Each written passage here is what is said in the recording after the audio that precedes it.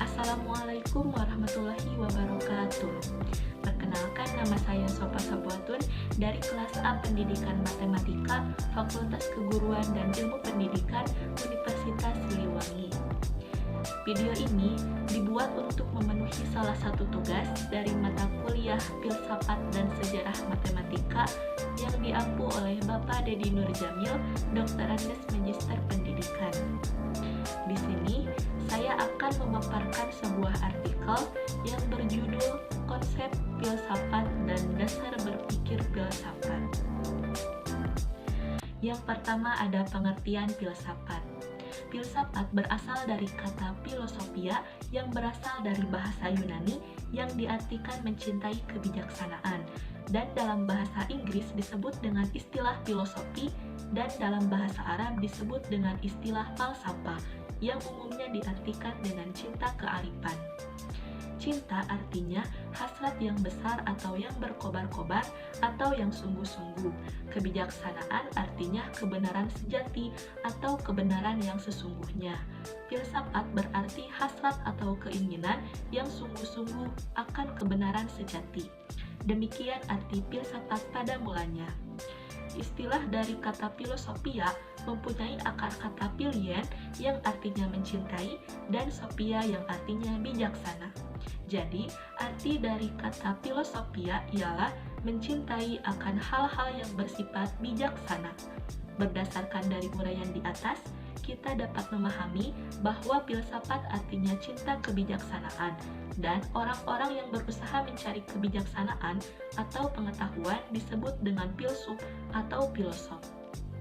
Seorang filosof adalah pencari kebijaksanaan. Ia adalah pencinta kebijaksanaan dalam arti hakikat. Seorang filosof mencintai atau mencari kebijaksanaan dalam arti yang mendalam atau mencari kebenaran sampai ke dasar-dasarnya.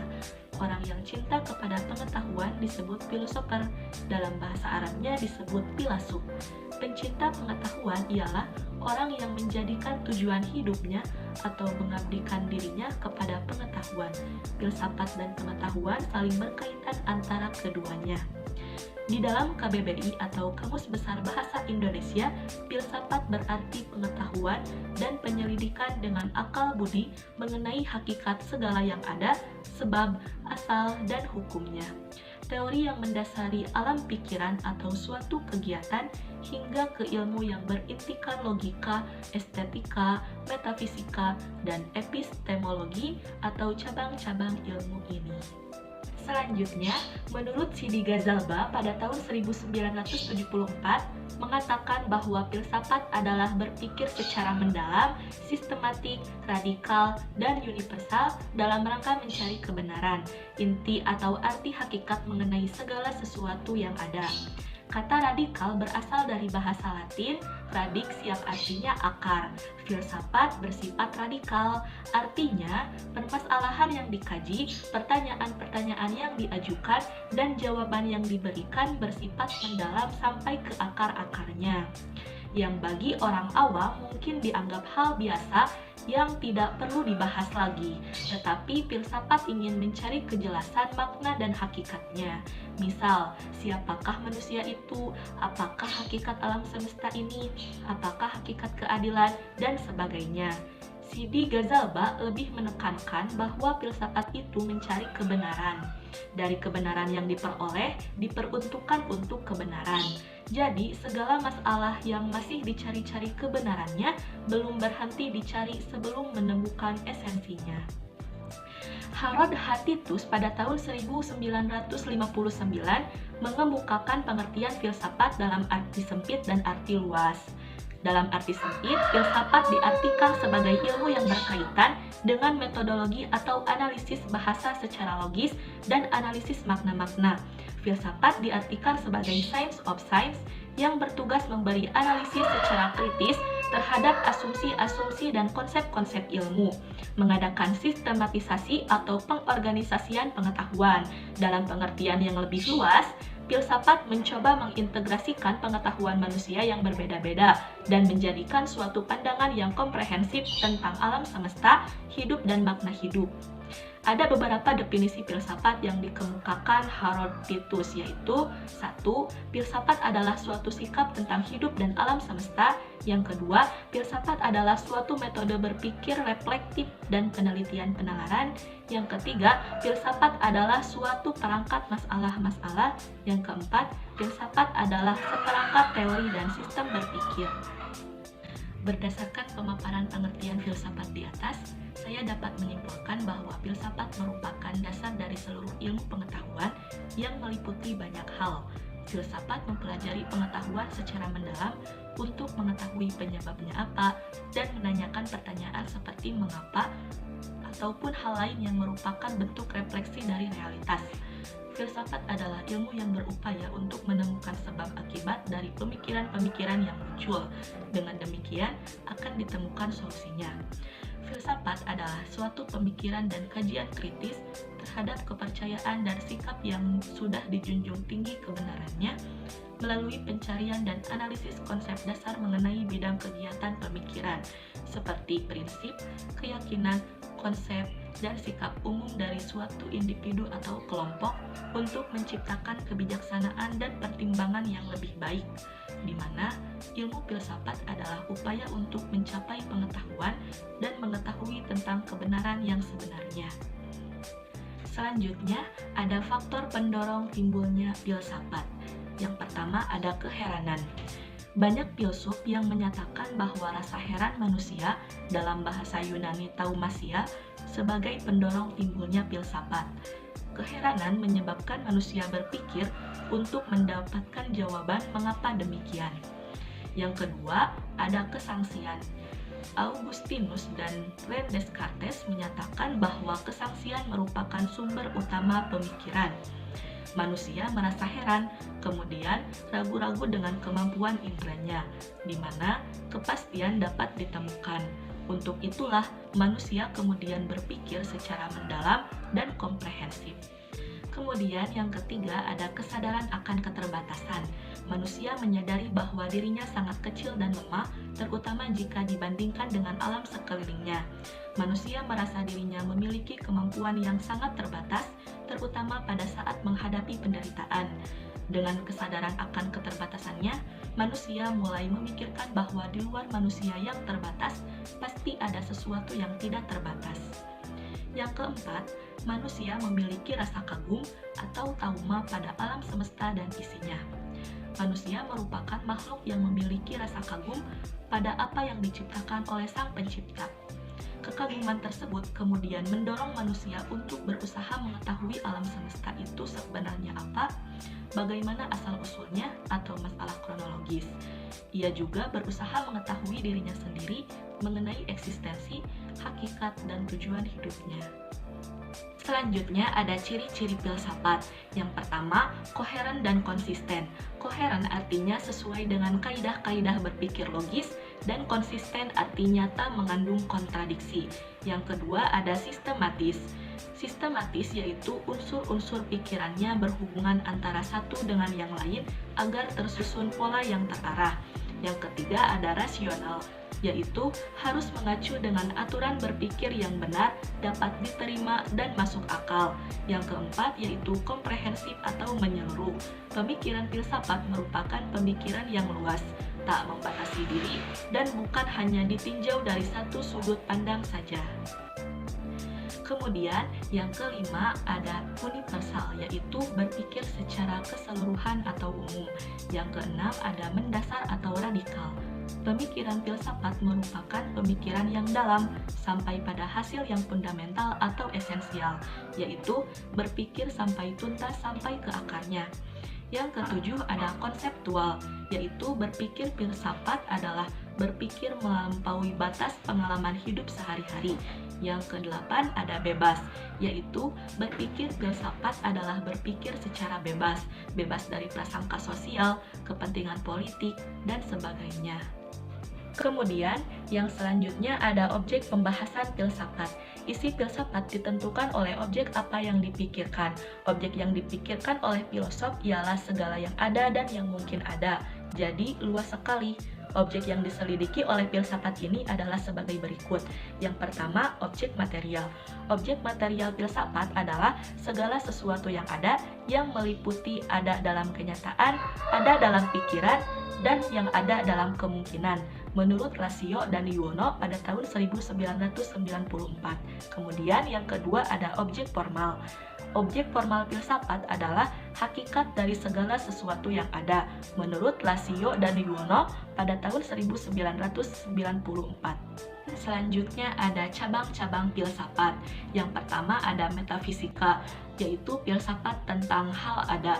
Metafisika adalah cabang filsafat yang berkaitan dengan proses analitis atas hakikat fundamental mengenai keberadaan dan realitas yang menyertainya.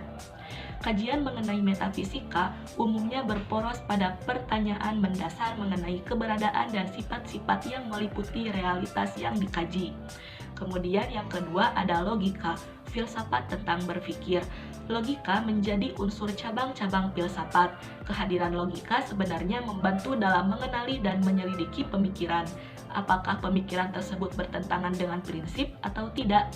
Prinsip dari logika ada dua, yaitu prinsip inferensia atau kemampuan untuk menyimpulkan, kemudian prinsip valid atau keabsahan. Ditinjau dari jenisnya, logika dibagi menjadi dua. Yang pertama, logika deduktif atau cara berpikir dengan cara menarik kesimpulan secara khusus.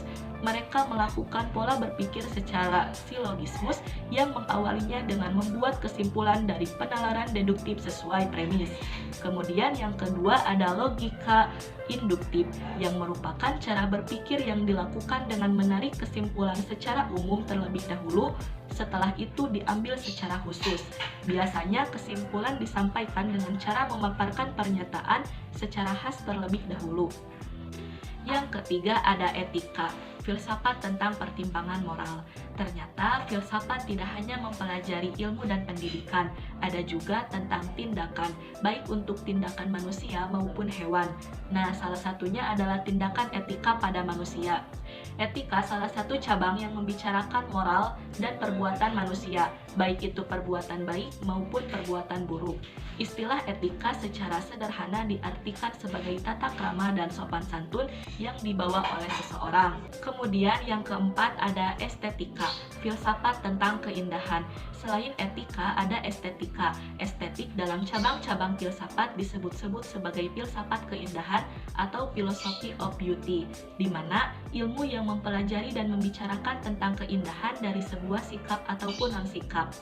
Dalam kehidupan perilaku manusia, estetika yang dimaksud membicarakan soal kepantasan dan ketidakpantasan. Misalnya, seorang wanita akan lebih indah jika memiliki sikap sopan, rendah hati, dan santun, sedangkan sikap yang kasar dinilai tidak estetika. Jadi, meskipun bentuk dalam sebuah sikap, tetapi membicarakan keindahan atau sisi baiknya. Berlaku pula sebaliknya, misalnya di dunia kesenian, maka estetika yang dimaksud adalah keindahan dan seni yang ditawarkan. Dengan kata lain, estetika ini dapat dilakukan di mana saja, tergantung dari konteks dan penerapannya digunakan di mana. Kemudian yang kelima ada epistemologi, yaitu filsafat tentang pengetahuan. Cabang filsafat yang dimaksud epistemologi adalah ilmu yang fokus tentang pengetahuan, di mana dasar pertanyaan yang nantinya melahirkan pengetahuan, termasuk pula pertanyaan yang hasil akhirnya nanti melahirkan metode bagaimana cara mendapatkannya, dan bagaimana membuktikan kebenaran dari pengetahuan yang sudah ada atau yang diciptakan. Selain epistemologi, sebenarnya terdapat dua cabang lagi yang erat kaitannya dengan epistemologi, yaitu ontologi dan aksiologi. Ontologi adalah ilmu yang mempertanyakan tentang hakikat dari pengetahuan atau hakikat dari segala sesuatu pengetahuan itu sendiri, sedangkan aksiologi menekankan pada manfaat pengetahuan. Contoh dari epistemologi yaitu filsafat ilmu, filsafat pendidikan, filsafat sejarah, filsafat matematika, filsafat politik, dan sebagainya.